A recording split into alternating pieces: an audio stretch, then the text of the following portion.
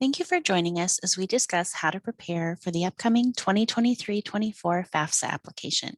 This year's FAFSA will be available October 1st. My name is Heather Calvert, Financial Aid Advisor at Blackhawk College. Most of what I will cover in this presentation will be relevant to any college or university you may plan on attending, with some BHC-specific examples as we proceed. Now that you're planning to go to college, you and your family may have questions.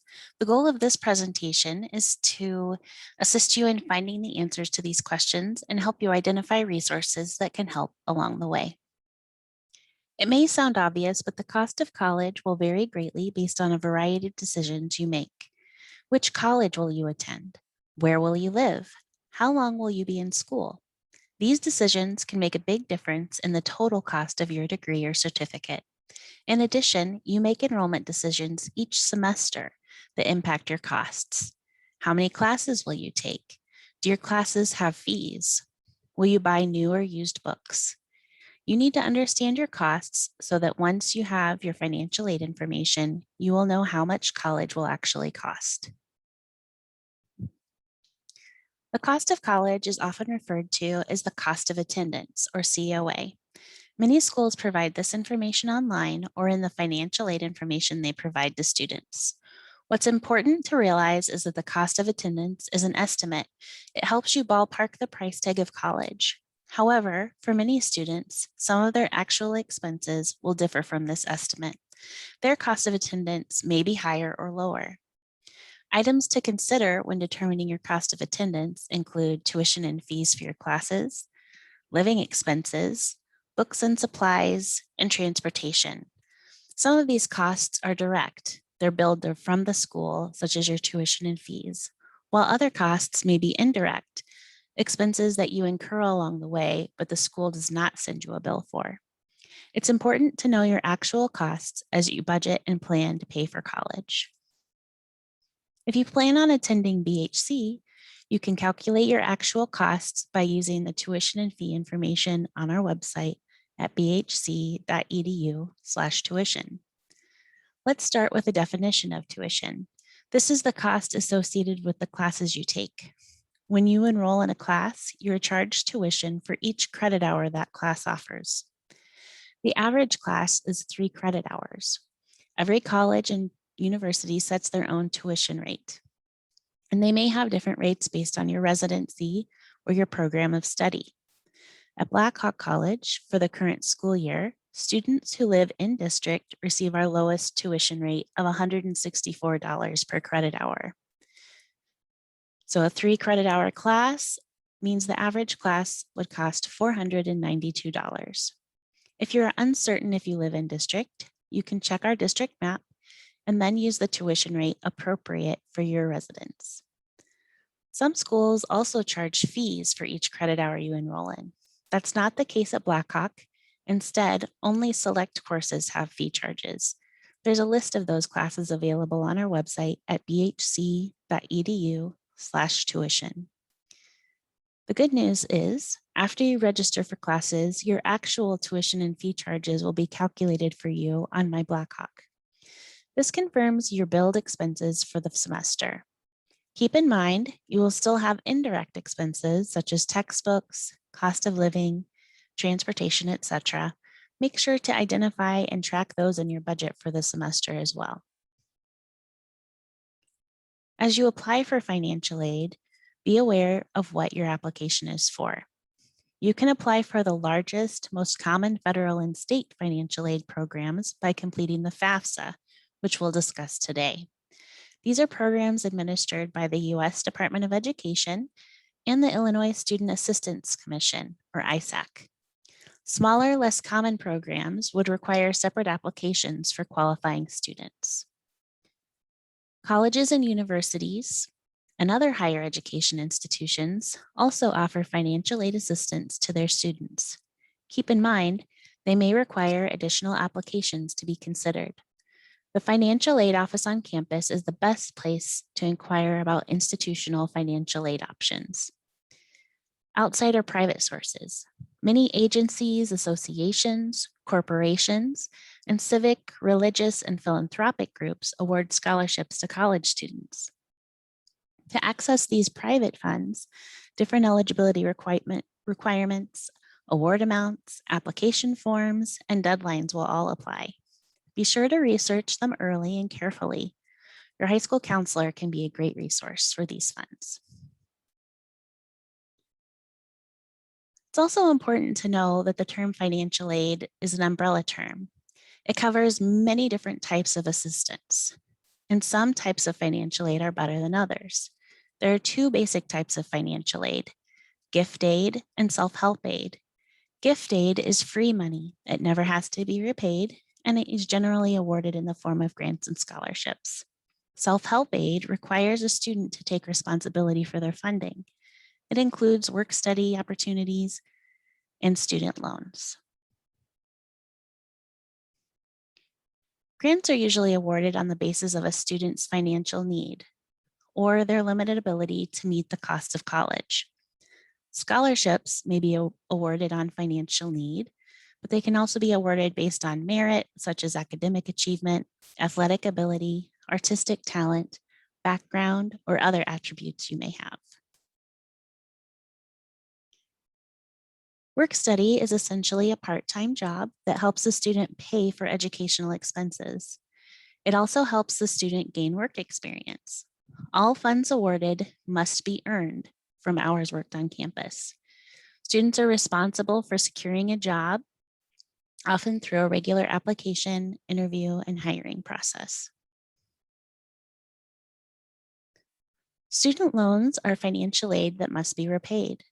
Federal student loans are provided by the government and have low interest rates.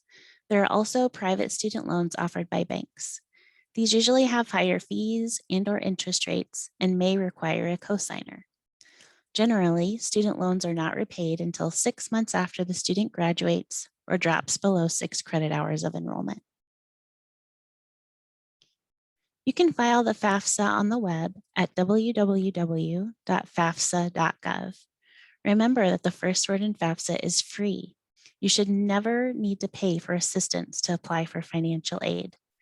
The FAFSA needs to be completed every year that you want to be considered for financial aid, and you can mark your calendar for every October 1st. Before you get started, there are some important questions to ask first to help you be prepared. These are common questions and can often be a source of confusion. The FAFSA will help you determine if you are a dependent or independent student. Remember that the financial aid definition of dependency is different than the tax-related or personal definitions we're familiar with. Unless a student will be 24, is married, provides the majority of financial support for a child, is a veteran, or meets one of the other dependency requirements, that student will be required to provide parental information on the FAFSA. This can be true even if a parent does not provide financial support or will not assist with college expenses. The FAFSA will ask a series of questions to determine a student's dependency. You can find out more about this at studentaid.gov/dependency. Another common issue is knowing which parent a dependent student should report on their FAFSA. Only biological or adoptive parents should be reported, not physical custodians or legal guardians, unless they have formally adopted the student. If the biological or adoptive parents are separated or divorced, the parent should report the parent they lived with the most during the past 12 months. If they've not lived with either parent, report the parent that provided the most financial support during the last 12 months. Finally, if that parent has remarried, also include their spouse's information. Again, you can learn more at studentaid.gov/dependency. If you're a student with special circumstances that prevent you from providing parent information, there may be additional steps you can take to complete your FAFSA. You can report a special circumstance on the FAFSA and submit your application without the parent's information. It's critical to then contact the financial aid office as soon as possible so they can help identify your options and next steps to complete your application and determine your eligibility for financial aid. There are a variety of eligibility requirements a student must meet to qualify for financial aid. The FAFSA application will ask questions to determine eligibility, and you can learn more at studentaid.gov/eligibility. Undocumented students who are disqualified from federal financial aid should be aware they should not complete the FAFSA. Instead, they can submit an alternative application for Illinois financial aid to determine eligibility for state financial aid programs. This application will ask questions identical to the FAFSA, so the application guidance we're sharing today still applies. Before you sit down to complete the FAFSA, it's important to gather all the documents you will be asked to reference as you fill out the application. For dependent students, this information will be needed for both the student and parent. The FAFSA will ask for tax information from 2021 because this is the most recently available tax year. The 2021 IRS 1040 and Schedules 1, 2, and 3 are the most commonly utilized forms from your tax return when you're filling out the FAFSA. The FAFSA will provide specific lines to look at if you're unable to use the IRS data retrieval tool to transfer your tax information. For some individuals and families, financial resources may have changed substantially between 2021 and the beginning of the school year in 2023. Your financial aid office has tools that may be able to help. When completing your FAFSA, you'll want to initially use your 2021 information and answer all FAFSA questions based on the dates requested. Once your FAFSA is on file with your college, you can reach out to the financial aid office to inquire about a special circumstance review. These forms may not be available immediately. Here at BHC, we publish those forms in May for the upcoming fall. But your school's financial aid office will have a method for reviewing your family's circumstances to see if items on the FAFSA can be modified based on present financial resources.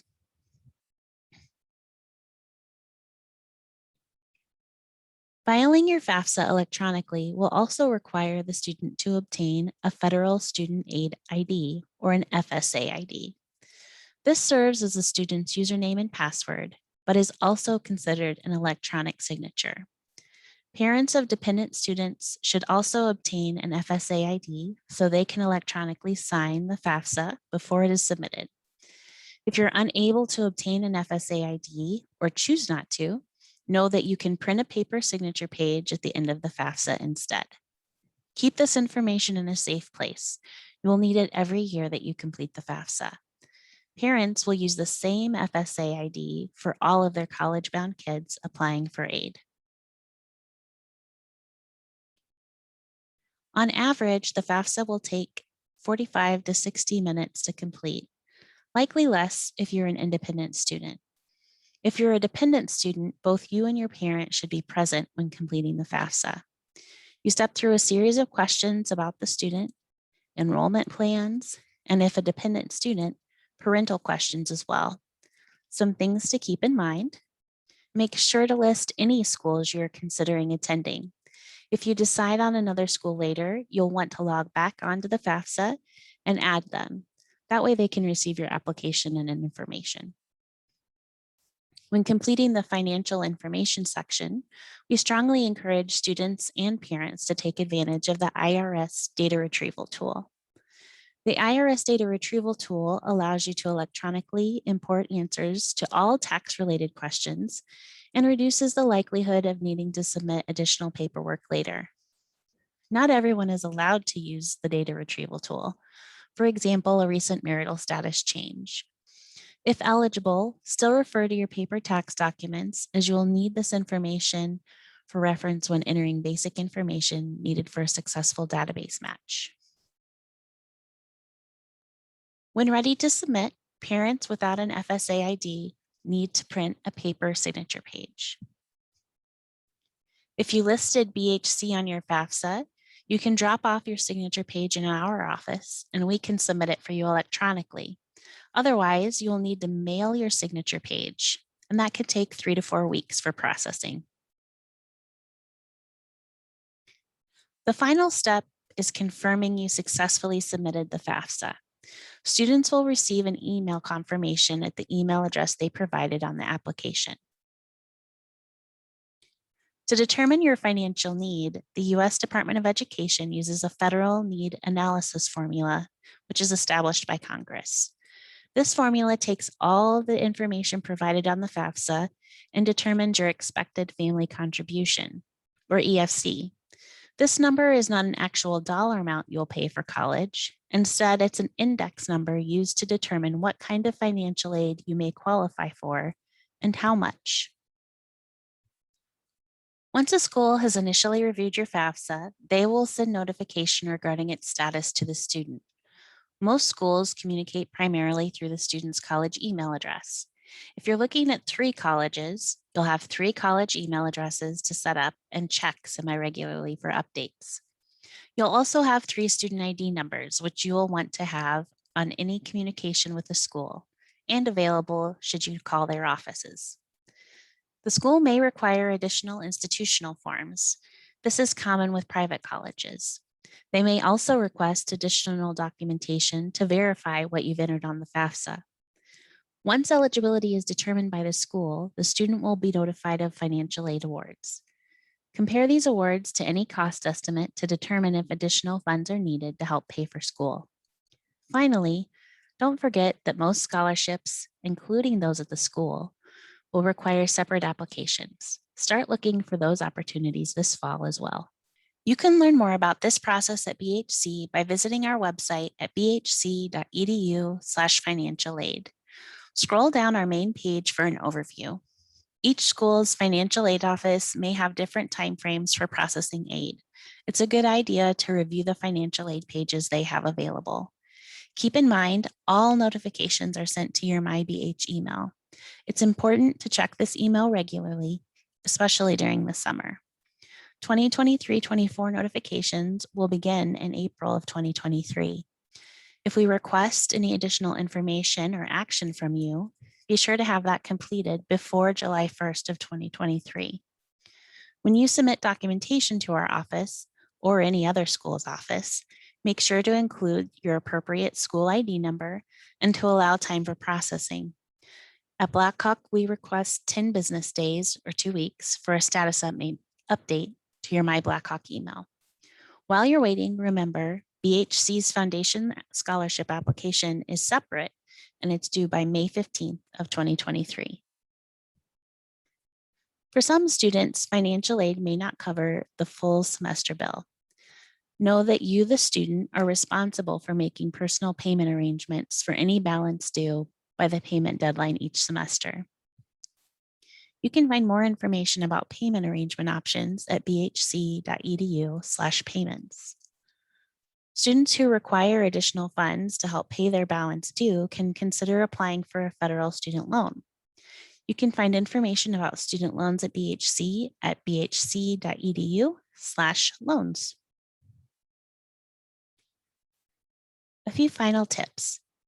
Remember that the FAFSA should be first completed during your senior year of high school, and then set a reminder to complete it every year that you plan to attend college. So if you're working on a bachelor's degree, you'll plan to fill the FAFSA out in October of the next 4 years. If you'll be creating your FSA ID, it's critical to use your own cell phone number and a non-school email address. This way, if you need to reset your password in the future, you'll have access to the phone and email that were used. Be aware that students can receive financial aid at only one school at a time. If you're attending 2 schools in one semester, which does happen sometimes, only one of those schools will be able to pay you financial aid for the classes that you're taking at that school. While there's no hard deadline to apply for financial aid at Blackhawk, it's ideal to complete the financial aid process from start to finish before July 1st. This can help you avoid dropped classes and late fees when the payment deadline passes. We will be offering FAFSA completion events with limited attendance at both our Quad Cities and East campuses this fall, while also providing a variety of virtual opportunities to get assistance with your FAFSA. These events require students to sign up in advance through our website. Visit bhc.edu/FAFSA for a list of FAFSA completion opportunities and resources. We also partner with ISAC Corps, who provide college access and financial aid support in our local community. You can find the ISAC Corps member that covers your school district at studentportal.isac.org/student. Finally, if you have technical difficulties or any late night FAFSA questions, the Federal Student Aid Help Center is open late and has a convenient chat feature. The Financial Aid Office is open Monday through Friday, 8 a.m. to 5 p.m. at our Quad Cities campus, where students are seen on a walk-in basis. Staff are also available for in-person appointments at our East Campus in Galva. Appointments can be scheduled through our website for both East Campus or virtual meetings. Students are welcome to contact our office with questions and sign up for FAFSA completion assistance at bhce.edu/FAFSA. Whether you plan to attend Blackhawk or a different college, we're here to help you be successful. Thank you.